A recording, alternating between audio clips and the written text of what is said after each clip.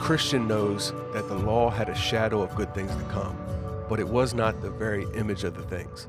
So I always use the example of like Jesus Christ, right? You know, when he comes, John the Baptist calls him the Lamb of God. And we know that he died. He died on the Passover, right? So he was essentially the Passover lamb. But what God did, knowing that we are earthly creatures, we're earthly people, we have earthly minds, and we have to see physical, natural, carnal things to understand them. He gave them to us naturally first. He gave them to the world, to his people, naturally first. So he gave a real lamb. So when Jesus came and died, this is how the Jewish people understood what his death signified. So the real lamb is a shadow, but Christ, being the spiritual lamb, was the very image of what God wanted to point to, right? So let's go to the law of Moses and let's talk a little bit about what it was and why. It's Exodus 20 verses 8 through 11. It says, 6 days shalt thou labor and do all thy work, but the seventh day is a Sabbath unto the Lord thy God. What is the Sabbath day? What was the seventh day? The thing that was in the beginning was in the 7 days of creation when God took his rest.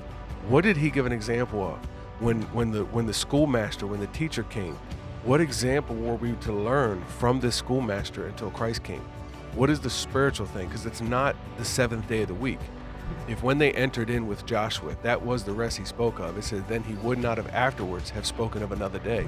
So after the predecessor of Moses, Joshua, helped them obtain the promised land, right?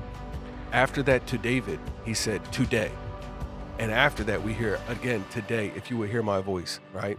So he still speaks of another day of entering into rest. The same example of God working 6 days and him taking a day of rest is what he's basically given the people of God. And it says here, there remaineth therefore a rest to the people of God. There's a day coming when the people of God shall rest from all their works, just as God did. This is what we're reading out of Hebrews. So let's start looking at that. So again, keep in mind creation. We had 6 days of work. We had the seventh day he rested, and the day following that was the eighth day, or the first day of a new week, okay? So keep that image in mind. 2 Peter 3 and 8 says, but beloved, be not ignorant of this one thing, that one day is with the Lord as 1,000 years, and 1,000 years as one day.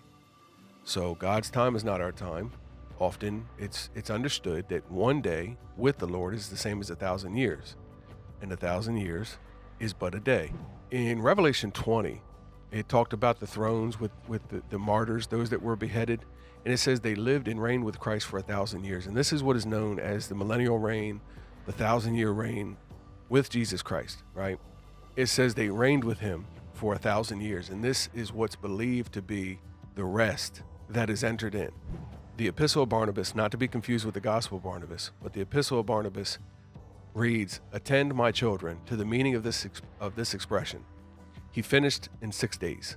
This implied that the Lord will finish all things in 6,000 years. For a day is with him 1,000 years. Therefore, my children, in 6 days, that is, in 6,000 years, all things will be finished. And he rested on the seventh day. This meaneth, when his Son, coming again, shall destroy the time of the wicked man, and judge the ungodly, and change the sun and the moon and the stars, then shall he truly rest on the seventh day.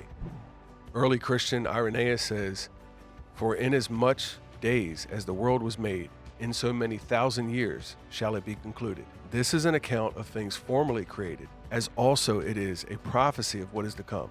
For the day of the Lord is 1,000 years, and in 6 days created things were completed. It is evident, therefore, that they will come to an end at the 6,000th year. This is early Christians, a couple generations from the apostles. This was a very, very predominant belief in the first church. Irenaeus continues, but bringing in for the righteous the times of the kingdom, the millennial reign, that is the rest, the hallowed or made holy seventh day, and restoring to Abraham the promised inheritance, in which kingdom the Lord declared that many coming from east and from west should sit down with Abraham, Isaac, and Jacob, Matthew 8 and 11. These are to take place in the times of the kingdom, that is, upon the seventh day, which has been sanctified, in which God rested from all the works which he created, which is the true Sabbath of the righteous, which they shall not be engaged in any earthly occupation,